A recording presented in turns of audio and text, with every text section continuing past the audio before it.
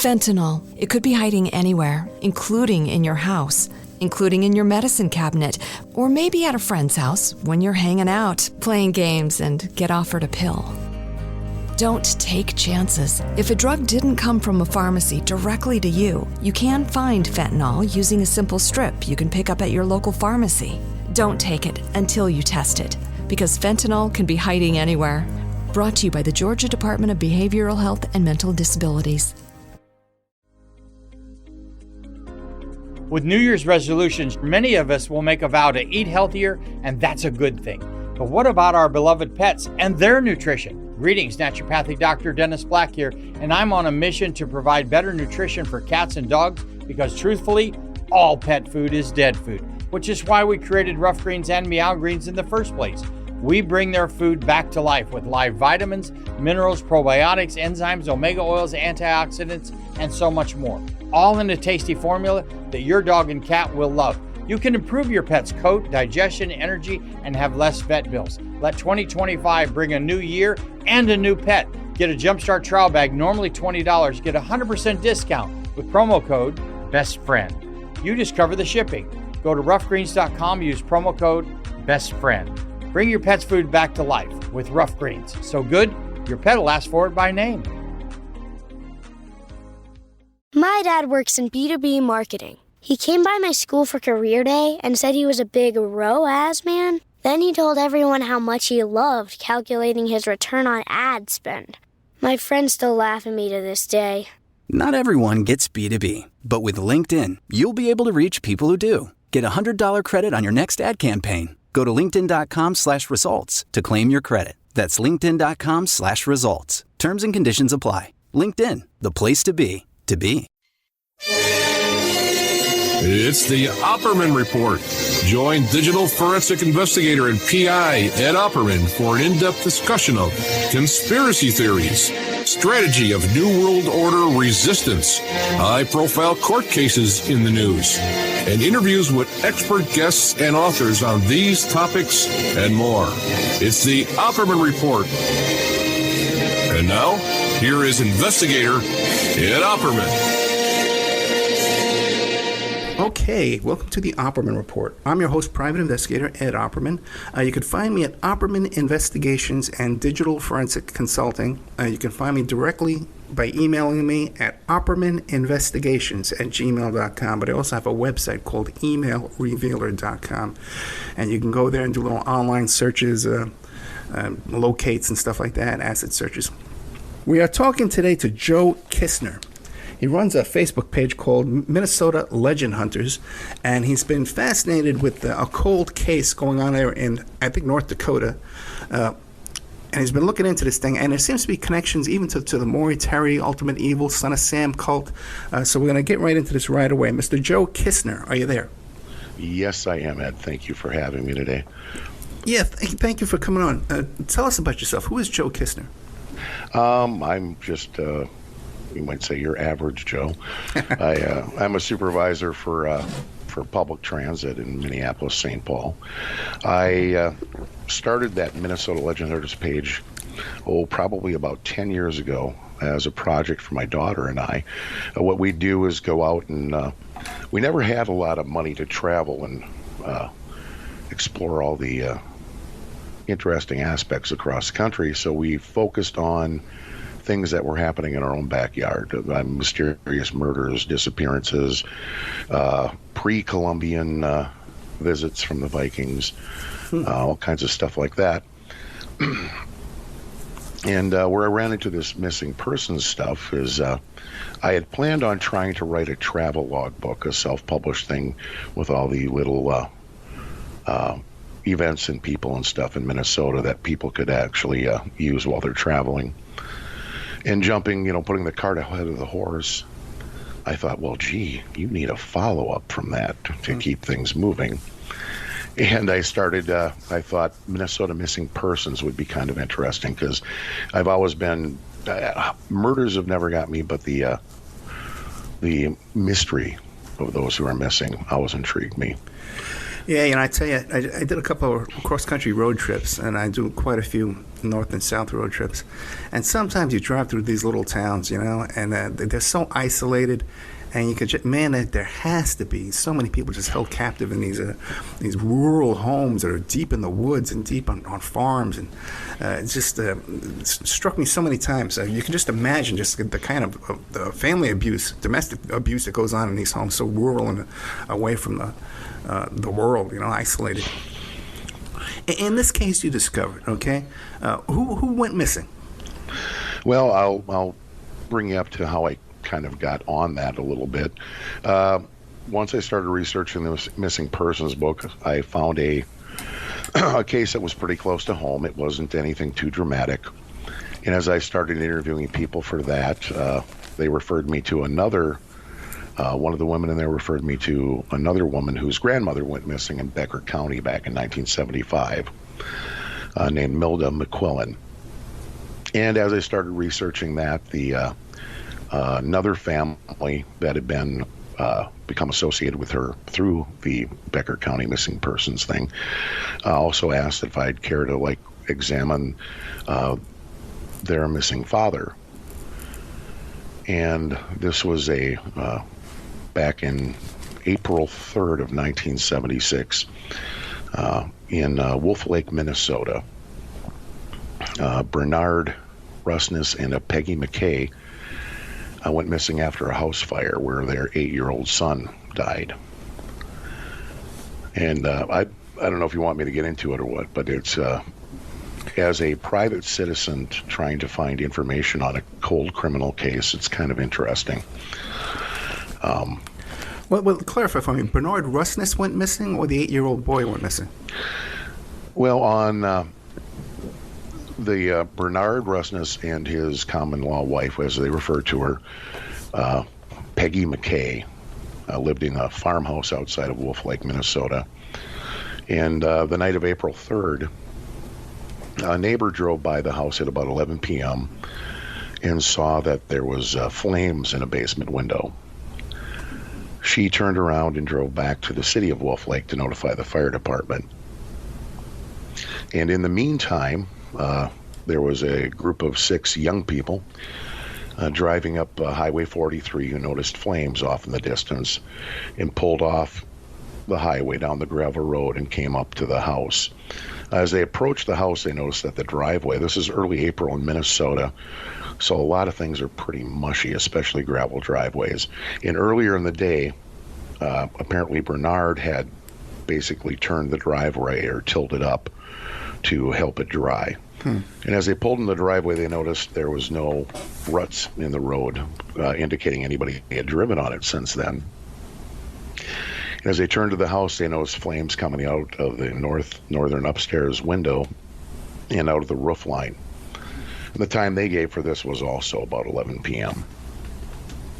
The 2 men in the car tried to open the door to the house, found it locked, and the heat was extraordinary. So they went over to the LP tank, shut it off to prevent an explosion. And this time there was flames coming out one of the upstairs windows. They looked in the house and didn't see anybody. They did notice that there was 3 vehicles in the driveway, one with the hood open. And they turned around, drove back to town to try to notify the fire department, and found out that they were already on their way. And to shorten up part of this, the fire department responded. By the time they got out there, 2 of the walls of the home were down, and it basically went into a defensive mode. Later on, the deputy, Clarence Powers, came out to the house. He lived fairly close at about 12:30, and their dispatch had said the neighbors had asked if they knew where the occupants of the house were and that they should have been home. And at that time, they realized that they probably had a fire death, and they called up the state fire marshal's office. In going through the as the fire burned down, they noticed a skull in the northeast corner of the house, of the remains, as a fire marshal tried to pick it up too, even though it fell apart on him. There was only parts of it left. He also noticed, I'm no arson investigator, but he also noticed that there was red and blue flames and green flames around that same area. And that was the skull of the 8-year-old boy? No, actually. That following day, they found the remains of the 8-year-old boy. There was basically just the upper torso had, and I believe, an arm that was intact. Do we know who the skull belonged to then? No. Okay. There's it could have either been Bernard or Peggy then, right? Well, there's things that came up a little bit later. A relative of Peggy's said that Peggy's mom had given them a skull that they bought as a novelty to use as a planter. But later, not to cut around a little bit, later on I found Peggy's sister outside Seattle, Washington. And I had some other questions to ask her, but the one thing that she brought up that I didn't even talk about is she said that the skull has always bothered her, and that she said there is no way her mother would have ever given Peggy something like that. She said her mother would faint at a pulled tooth. So apparently it was a distant relative that mentioned the skull was a planter who she stated was a busybody and wanted to insert herself into the story. So the remains of Bernard and Peggy were never recovered? No, they were never recovered. All the vehicles were still in the driveway. Well, let me ask you this, Nan. Was this a volunteer fire department? Yes, there was approximately 9 firefighters, including the chief, on scene. Right. Okay, so is it possible, you think, that maybe these were just amateurs who couldn't find the remains? The state fire marshal, the deputy, and a group of deputies, and I think the game warden, they all went through and they screened the entire fire scene to sort of. They found coins, they found, jewelry in their screening. They did find like some fragments of other bones, but nothing. Through the coroner's report, the coroner determined that there was only one body in the fire, and that was of Bernard Rusness. The 8-year-old boy? Yes. And now, you mentioned that you found a skull. Was there any other kind of like occult ritual material in the home? Not that they discovered at that time. And that's kind of I didn't think a lot of the skull to begin with. But, as you progress through things, things start to pile up in certain directions. And I was cute. I'm sorry, go ahead. Yeah, Bernard, what did he do for employment? How was he employed? Bernard worked primarily in car dealerships. I think he was basically a body guy. He had worked at several places in the Fargo area. Where this happened is probably about an hour away from Fargo, inside the Minnesota border. And he worked in the Twin Cities for a few years prior to that at various dealerships. And what about Peggy? Was she employed? At the time, Peggy was working for a Twin Cities auto salvage in Fargo. Okay. Bernard had worked there just prior to her start.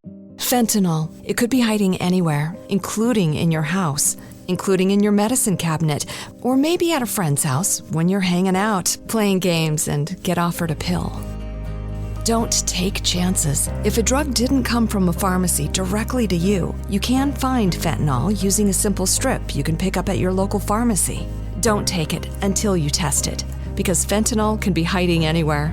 Brought to you by the Georgia Department of Behavioral Health and Mental Disabilities. With New Year's resolutions, many of us will make a vow to eat healthier, and that's a good thing. But what about our beloved pets and their nutrition? Greetings, Naturopathic Dr. Dennis Black here, and I'm on a mission to provide better nutrition for cats and dogs because truthfully, all pet food is dead food, which is why we created Rough Greens and Meow Greens in the first place. We bring their food back to life with live vitamins, minerals, probiotics, enzymes, omega oils, antioxidants, and so much more. All in a tasty formula that your dog and cat will love. You can improve your pet's coat, digestion, energy, and have less vet bills. Let 2025 bring a new year and a new pet. Get a Jumpstart trial bag, normally $20. Get a 100% discount with promo code BESTFRIEND. You just cover the shipping. Go to roughgreens.com, use promo code BESTFRIEND. Bring your pet's food back to life with Rough Greens. So good, your pet will ask for it by name. And he went on to work with a Chevrolet dealership at that time. Any criminal history for these two? Well, I don't think they'd ever be canonized, but they weren't. I was just about to ask you about canonization. Yeah. Yeah, but beat me to that later. You know, there is Bernard. It's hard to find anything definitive. The only one that really knew Bernard well was his son, which was 27, Bernard the third, Ben, as they called him, who was about 27 at the time of the fire. Ben worked, I believe, at that Offutt Chevrolet at the same time his father did. Did you talk to Ben? Not at this time. I do have his number, but okay. I'm still trying to compile a few more things so that I don't, I have everything put together when we talk. Bernard, let's put it this way. Bernard was married and lived in Fargo with his wife, and they had 4 children, this Bernard III being the oldest. In 1966, there's a report that he had been seeing Peggy at a bar called the Silver Tray in Fargo. Peggy's husband came into the bar with a shotgun, and they ended up wrestling it away from him. And there was police reports, but there was no charges ever filed with it. And in 1966, according to statements from his wife, is about the time he left the home. Now, unfortunately, I really can't speak to his character. I can just speak to the facts. Bernard had 4 children with his wife, Margaret. He had 5 more children with a woman from Frazee, Minnesota. And then between, I think, 1961 and 1966. And then he had Brian with Peggy in 1967. So he had 10 kids? Yeah. Okay. Now, what about them? Were they churchgoers? What kind of associations did they have? Friendships? Run across any other people who knew them? Friends? There's some statements in there. They said that Peggy, some of the neighbors said that they did go to Bible classes and stuff with Peggy, but they were very private people. Actually, everybody thought they were actually married. They had lived, the farm that they lived in was actually Peggy's parents. And her brother George inherited the house in the farm place, and he basically let them live there for renovations and stuff because he didn't want the house sitting empty in fear of vandalism and things. Now, what aroused your suspicion? You sent me some letters you received from a prisoner. Is that when things really started became suspicious? Well, if I could backtrack, we start the fire scene itself. Now, when you talked about Bernard's friends, there was a guy named Ray Marsh who said he had knew Bernard for over 20 years, and they interviewed him, and he said that Bernard would have never left the trucks open. When the fire department got there, one of the fire department personnel said that he found keys in all 3 vehicles. There was keys left in the padlock to the well house, and next to the house he had what he called a gun shed where he worked and repaired guns and collected guns. That was also open. And Ray stated that Bernard would have never. He was the kind of guy who locked every door behind him. And which kind of brings up a few questions. That this happened at about 11 p.m. at night. The sunset around that time was about 6:55 p.m. And at the time, Bernard at 6:55, Bernard probably should have had everything closed up, locked up, and back in the house. So it's interesting that whatever happened probably initiated before 6:55 p.m. And then what I also found curious is that both times were approximate, but the first lady that drove by found the fire coming out of the basement window on the north side of the house. And by the time the other car got there, the house was basically in flames had shot up into the ceiling. Now, I don't know, with older homes like that were usually made of balloon construction, so a fire that was set in the basement basically can follow the voids through the walls because there's no fire blocks in those older houses. Well, let me ask you this, Joe, because the way you describe the scene with all the keys, it seems like someone went to the gun shed, they went to the well, they went to the cars, and so someone was searching for something, or a group of people were there searching for something. Would the Kisners have any wealth or any kind of valuables or drugs or paraphernalia, anything? The Rusnesses, no. And what was implied, because Bernard was working on his vehicles earlier that day, and the hood was open on one of his trucks. And what they had thought is that Bernard had opened up everything, but never closed them back up. So it be that somebody came onto the farm place earlier in the day before sunset, before Bernard would have packed things up and maybe perhaps initiated whatever happened. He with the fire too, a fire can travel and it did travel very quickly from the corner of the basement up to the roof line in a matter of minutes. So what I always thought was curious is that fire, unless it would have been like an old rag in the basement, filled with paint thinner or something, that fire traveled rather quickly. And the matter, that it was only a few minutes from the initial person seeing the fire in the corner of the basement so it was curious as to when maybe the fire might have been set, how long prior to the arrival of the first person. And another curious thing, when the 6 young people pulled up in their car, in one of the statements, I've spoke with 4 of the 6 I've tracked down. In one of the statements, one of the women, there was 4 women that were nursing students at the time at from St. Cloud, Minnesota. She stated as the men went up trying to get into the house, 2 dogs came up to her and she scratched their head and then they ran off and she walked up to see if she could do anything to help. In a cold case investigation by the Minnesota BCA in 2006, they interviewed a firefighter, and he was describing the scene that they found. And it was curious enough that in that, he said that he found 2 dogs locked up in the barn. So it kind of makes you wonder that if with the initial contact with the 6 people coming up to the house to begin with, having the 2 dogs out there, and then later having the 2 dogs locked in the barn, if maybe the perpetrator could have still been on the property at the time and secured the dogs in the barn.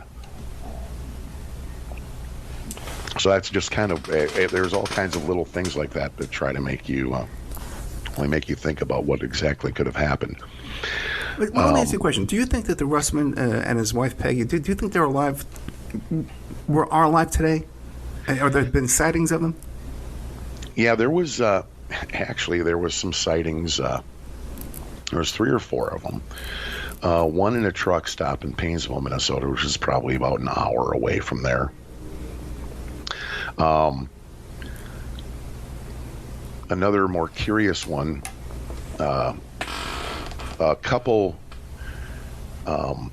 stated that on Memorial Day that year, they were out fishing, and they stated Bernard and Peggy pulled up. Peggy, the 2 women fished for a while, and the men drank beer in the car, and supposedly Bernard had said he'd been working doing carpentry work. Now, the notes in this file are basically a pile of handwritten notes for the most part. And I could not determine, and this was actually written on the back of an envelope. And I did track down the man that was supposedly met Bernard, but I haven't been able to make contact with him or find a good phone number yet. And Joe, the thing is, now the sightings, are these people who previously knew Russman and McKay, or are they just from news accounts, from the newspapers and stuff? Well, that's what I was going to try to find out. The other ones were basically people that saw newspaper accounts and had the familiar look. It's unclear whether or not this couple actually knew Bernard and Peggy. The way it's stated on there is that they were familiar with them, but I can't say for sure, because if I could verify that would mean a lot right there. And there was another sighting of possibly Bernard in Moorhead, Minnesota, which basically is right across the river from Fargo. There was a Vegas station wagon, I believe it was, on the street, and a woman pulled up alongside of it, and her kids were staring at the guy driving the car. Bernard had a fake eye, and it drooped a bit, and the kids were kind of staring at the driver of this car, and she caused her to look over, and it looked as if he had the droopy eye and stuff, and she said it looked to be Bernard Rusness. And curiously enough, about 2 weeks prior to the disappearance, there was a 1972 Vega that went missing from Offutt Chevrolet, where Bernard and his son had worked. Fentanyl. It could be hiding anywhere, including in your house, including in your medicine cabinet, or maybe at a friend's house when you're hanging out, playing games, and get offered a pill. Don't take chances. If a drug didn't come from a pharmacy directly to you, you can find fentanyl using a simple strip you can pick up at your local pharmacy. Don't take it until you test it, because fentanyl can be hiding anywhere. Brought to you by the Georgia Department of Behavioral Health and Mental Disabilities.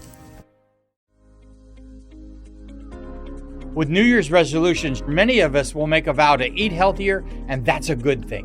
But what about our beloved pets and their nutrition? Greetings, Naturopathic Dr. Dennis Black here, and I'm on a mission to provide better nutrition for cats and dogs, because truthfully, all pet food is dead food, which is why we created Rough Greens and Meow Greens in the first place. We bring their food back to life with live vitamins, minerals, probiotics, enzymes, omega oils, antioxidants, and so much more, all in a tasty formula that your dog and cat will love. You can improve your pet's coat, digestion, energy, and have less vet bills. Let 2025 bring a new year and a new pet. Get a Jumpstart trial bag, normally $20. Get a 100% discount with promo code BESTFRIEND. You just cover the shipping. Go to roughgreens.com, use promo code BESTFRIEND. Bring your pet's food back to life with Rough Greens. So good, your pet will ask for it by name. I never found any follow-up information on that. Of course, the Fargo police don't keep hot files from 45 years ago. But I thought that was a curious point there. And also, this is where Peggy's sister, Sally, lived probably 5 or 6 blocks away from where this sighting was.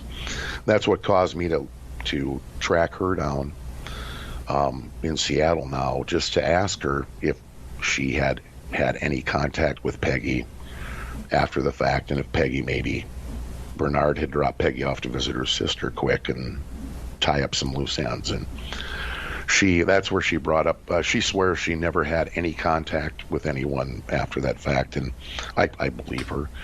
And that's where she had mentioned the part about the skull not coming from their mom. And so those are, and well, there was also a letter in there from the sheriff's office to there was a large earthquake in California back in like 1980 or something, Canagla or something like that. Anyway, there was coverage on the Today Show of this earthquake, and a resident of Detroit Lakes swear they saw Peggy McKay as one of the victims getting medical treatment. Her hair was a different color, but they swore that was her. And there was a letter written to the sheriff's office out there asking them to look into it. But again, I never found anything documenting any resolution as to whether or not they did go through it. I did try contacting NBC and their video archives, and unless you're, a professional, something they won't even talk to you about that. So now, Joe, you sent me some letters from a guy in prison, right? And one of them talks about how he saw. No, there was another witness who saw he was fishing, and he saw a guy in a white robe and a little boy in a white robe. Now, do you think that's possibly was Bernard and his son? This would have been about 4 years after. Okay. That came up during the BCA's cold case investigation. So I know we're running out of time here, and we'll kind of cut to the chase a little bit. The part that brought me to you in your work, when I initially sat down with the Becker County Sheriff a few years back, prior to this, with my doing some research for Minnesota Legend Hunters, I came across some things for Becker County in the Vergas area, talking about somebody posted a report about talking about white hooded figures that lurk through the woods and in the ditches. And when I met with the sheriff, I wasn't thinking of anything connected, possibly. I had joked with him, we're about the same age, and he had mentioned, when I mentioned the white hooded people, he said that was they were very familiar with them back in high school, and it was something that was talked about a lot in the area. I found a couple newspaper accounts that mentioned them, nothing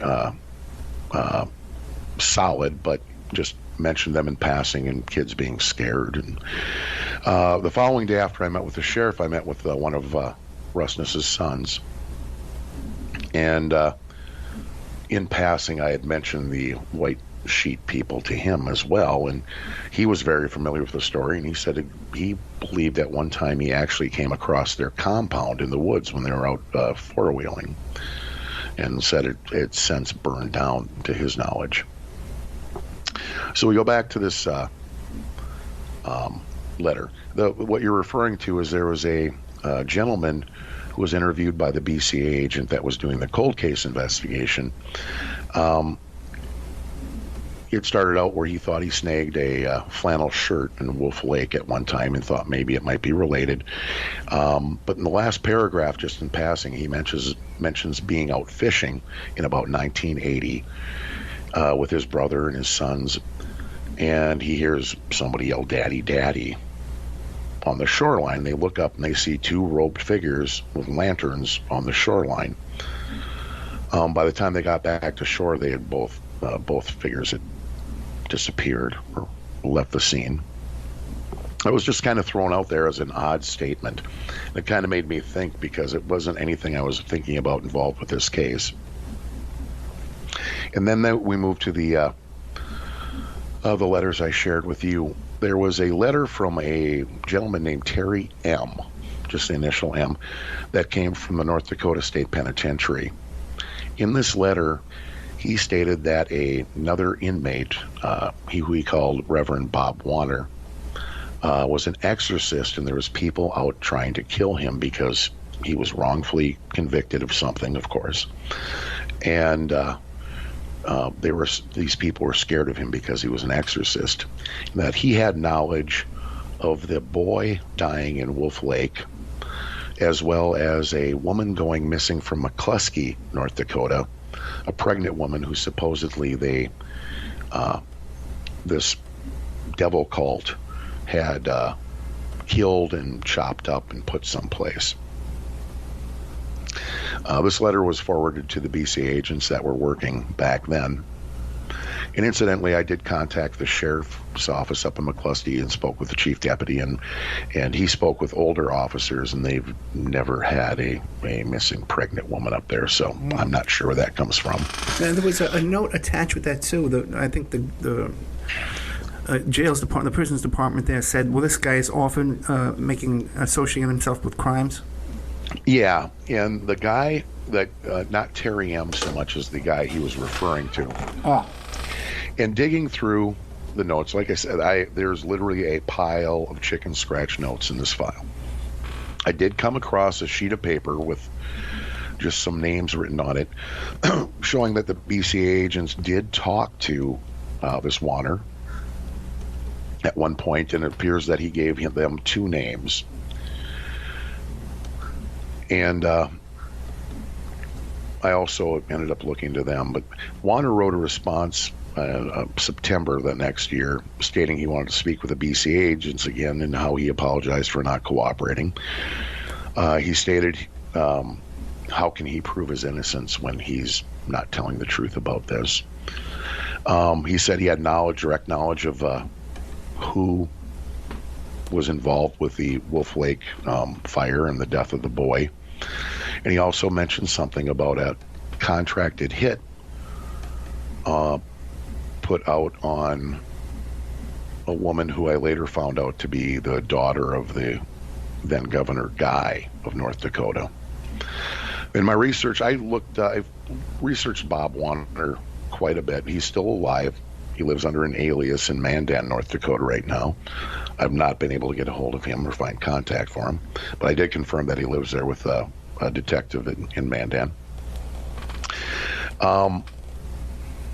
This man has quite the history of cons. I actually found his ex-wife out in Montana, who was married to him at the time, who has a healthy fear of him, and she said she celebrates their divorce every year by buying herself something nice. But I've always believed that there's an element of truth even in some of the biggest lies. So I tried to vet the guy out a little bit. I did find the governor's daughter. She lives here in Minnesota. I imagine calling somebody up after 40 years and asking them if they were aware that there was potentially a hit put out on them back in the 70s. She had told me that she, at that time, was working as a confidential informant for the North Dakota Drug Enforcement Agency, and that she helped put plenty of people in prison at that time. So she wasn't aware of anything like that, a hit coming out, but it was well within reason that somebody may have done that. So there was my little element of truth in there. Yeah, that's interesting. So she was working as an informant for the DEA. For the North Dakota Drug Enforcement Bureau. Okay, do we know what the nature of that case was? There were actually several that she worked on, and I believe it was in conjunction, or she worked in conjunction with them after getting herself into a little bit of trouble too. Okay. Now what about? Was there any? What was the connection? Because you joined the Maury Terry group. Did you find any connections between this situation here and the North Dakota cult? Well, that's where I was trying to, one of the rabbit trails I was going down is researching cults in the area at that time. And, of course, when you start looking at newspapers, Maury Terry's name popped up.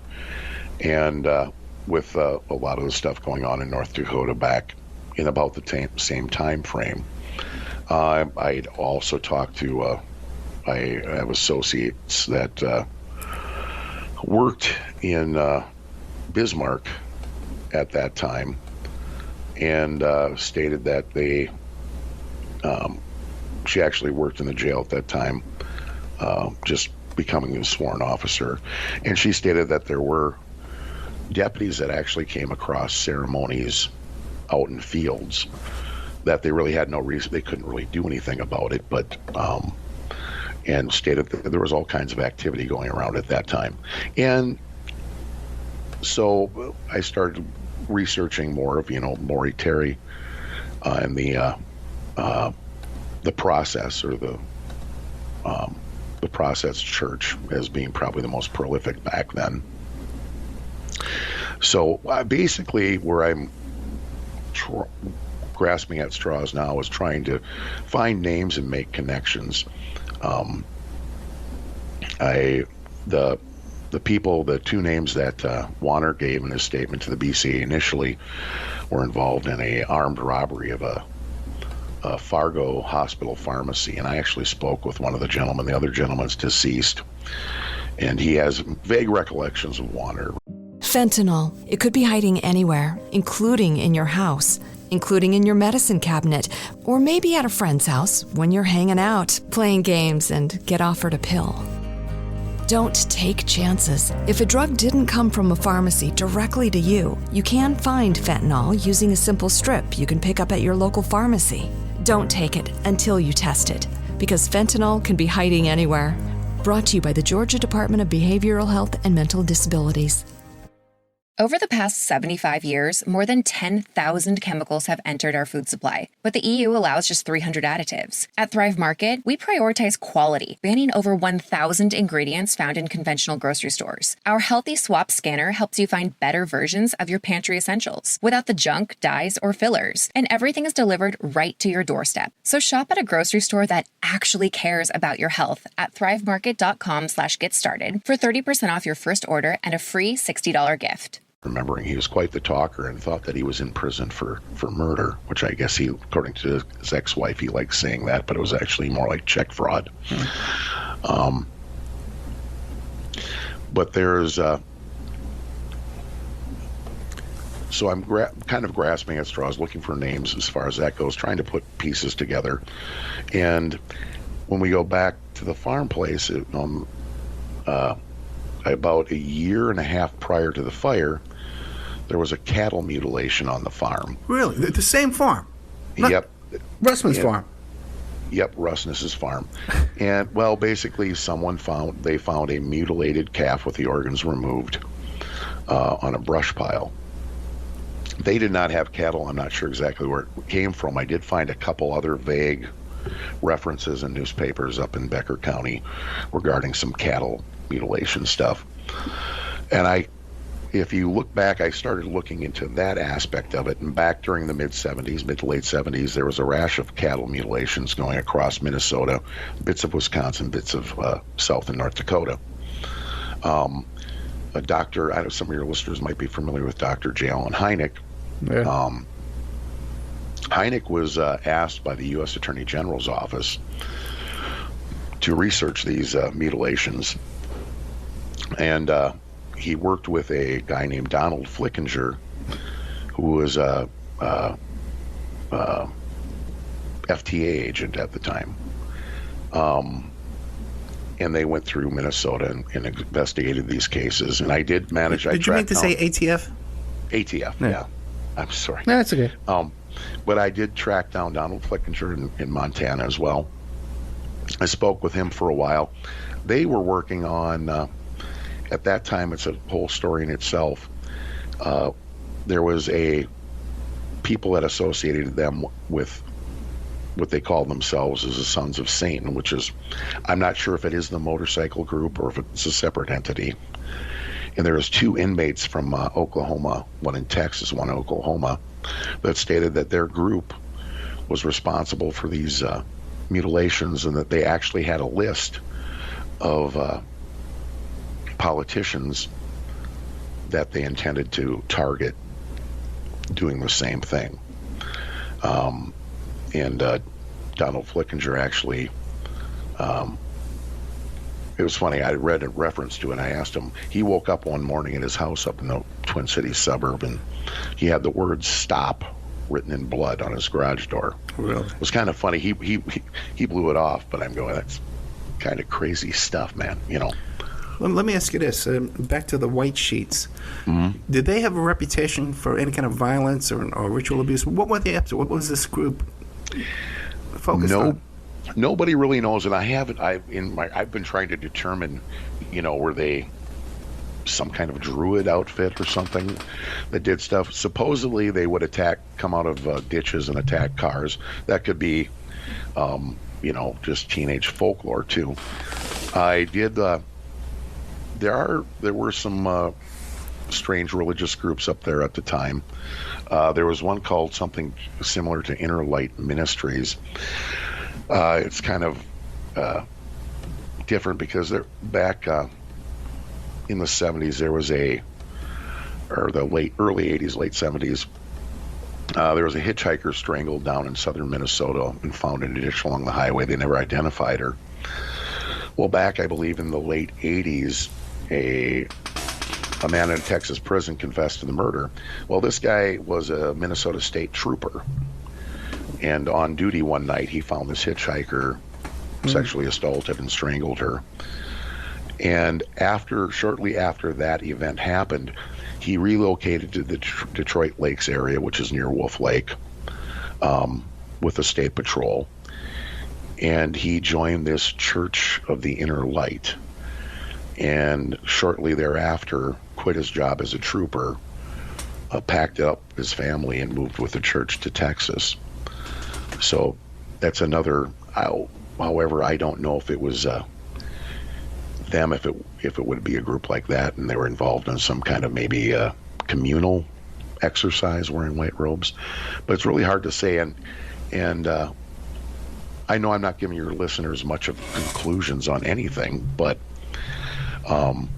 I'd be willing to lend an ear to anyone that has any knowledge of anything going on back then. Yeah, that's what I was just going to ask you, because you're going to have a lot of people listening. What kind of information, tips, and sources are you looking for in that area? Well, I'm looking primarily right now. I do have a person of interest that I believe is at least has knowledge of the event. However, I have nothing that I won't mention it because I have nothing that connects that person to these things. But I'm really interested in names that could have been involved in the northern Minnesota, North Dakota area, and like on the group, the Maury Terry group, trying to make those connections behind the scenes, and to come back and maybe connect with people involved on the back end of it. That's really about all I can do right now. I think if I could ever get a hold of the inmate Warner, I think it would resolve a lot of questions. But unfortunately, the phone number I have for him is disconnected, and I don't have the time or the money to drive up to North Dakota and go knock on some doors. Did you do any online searches to see if he has a new number? Oh, yeah. I've done okay. All kinds of stuff. And this guy has lived under aliases as well. He's living under an alias now. I did find his son, who has a name similar to his.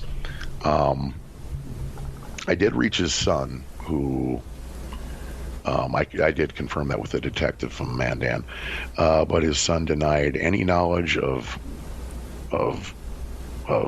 Warner, denied any knowledge of his own mother, said he's never heard of them, even though they have a very unique last name that they share. So I just left the door open for him to give me a call back if he ever discovered anything. And again, the fellow with the disconnected number, did you try sending him a letter? If I've got two addresses, and I guess if I knew it was good, that wouldn't be a bad idea. I guess in this digital age, we forget about the pen and paper. And you can always send a letter. Many times when I'm working on something, you'll come up with 4 or 5 different possible name matches. It's a common name. You just send out 4 or 5 letters. You'd have copy machines these days. So you can just make a copy of the letter, and you send it out to 5 addresses. A lot of people complain too when you do a locate and you come back with more than one address. People complain, well, I got to know exactly which one. Mail to all of them, man. That's the big deal. I'll have to say this is something that's fairly new to me. Yeah. And I'll have to say I've had remarkable luck in people's willingness to talk to me and locating people. And it's something that you've found. There's a lot of things with this case where people said the police dropped the ball, yada, yada, yada. There's even suspicions that the deputy investigating was involved with it, which was not. I'm quite confident about that. But everything I've done has been built off the shoulders of those initial investigations. And there's so many rabbit trails to go down that I think people get burned out, and they don't want to follow any more empty leads. And that's basically where I've been doing my exploring, trying to find some clarity.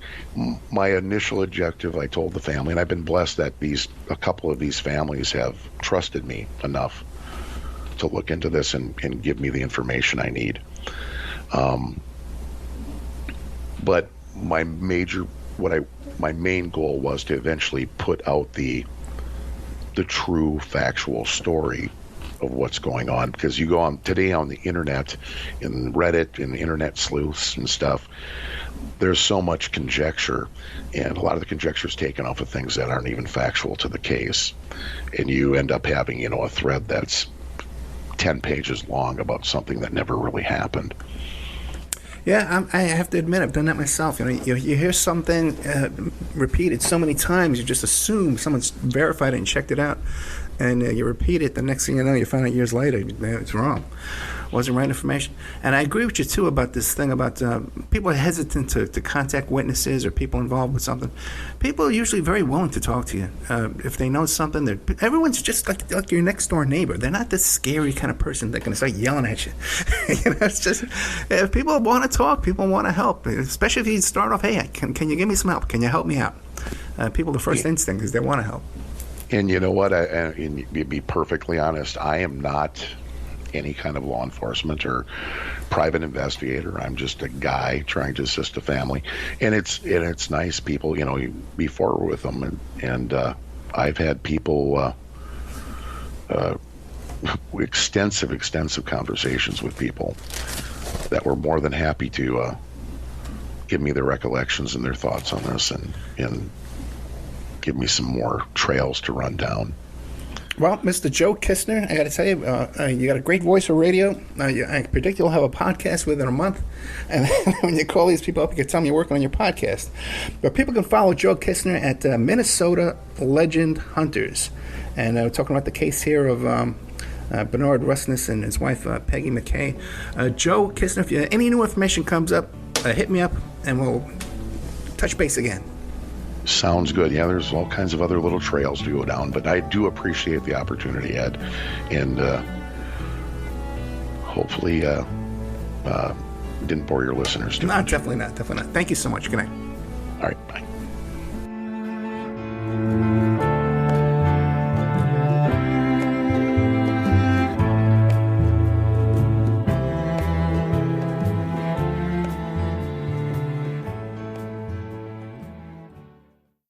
Fentanyl. It could be hiding anywhere, including in your house, including in your medicine cabinet, or maybe at a friend's house when you're hanging out, playing games, and get offered a pill. Don't take chances. If a drug didn't come from a pharmacy directly to you, you can find fentanyl using a simple strip you can pick up at your local pharmacy. Don't take it until you test it, because fentanyl can be hiding anywhere. Brought to you by the Georgia Department of Behavioral Health and Mental Disabilities. Did you know that parents rank financial literacy as the #1 most difficult life skill to teach? Meet Greenlight, the debit card and money app for families. With Greenlight, you can send money to kids quickly, set up chores, automate allowance, and keep an eye on your kids' spending with real-time notifications. Kids learn to earn, save, and spend wisely, and parents can rest easy knowing their kids are learning about money with guardrails in place. Try Greenlight risk-free today at greenlight.com/audio. This message comes from Greenlight. Ready to start talking to your kids about financial literacy? Meet Greenlight, the debit card and money app that teaches kids and teens how to earn, save, spend wisely, and invest with your guardrails in place. With Greenlight, you can send money to kids quickly, set up chores, automate allowance, and keep an eye on your kids' spending with real-time notifications. Join millions of parents and kids building healthy financial habits together on Greenlight. Get started risk-free at greenlight.com/audio.